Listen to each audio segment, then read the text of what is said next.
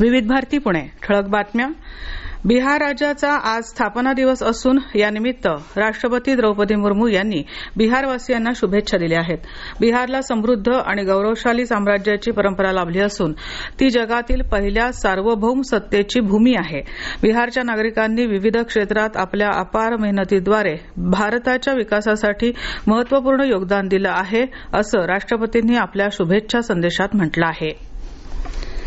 पुणे शहरातील सुमारे 6,000 गृहनिर्माण सोसायट्यांमध्ये पाईप नॅचरल गॅसची सुविधा उपलब्ध असतानाही केवळ 20% घरांमध्येच त्याचा वापर होत आहे.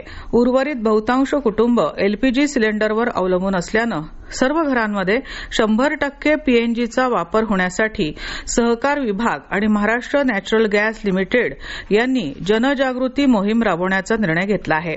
या संदर्भात सहकार आयुक्त दीपक तावरे यांच्या अध्यक्षतेखाली नुकतीच बैठक झाली.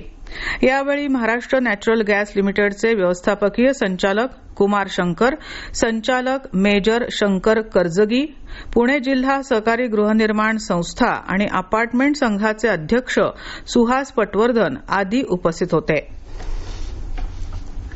पुण्यातील टेकड्यांच्या परिसरात सध्या वुल्फ डॉगचा वावर वाढत असून त्यामुळे नागरिकांमध्ये भीतीचं वातावरण आहे. यासाठी पुणे महानगरपालिका आणि वन विभागाकडून वन्यजीव संरक्षण कायद्याअंतर्गत उपाययोजना करण्यात येत असून वुल्फ डॉगला पकडण्यासाठी ऑपरेशन वुल्फ डॉग मोहीम राबवली जात आहे. पुणे जिल्ह्यातील अनेक भागात या प्राण्याचं अस्तित्व आहे.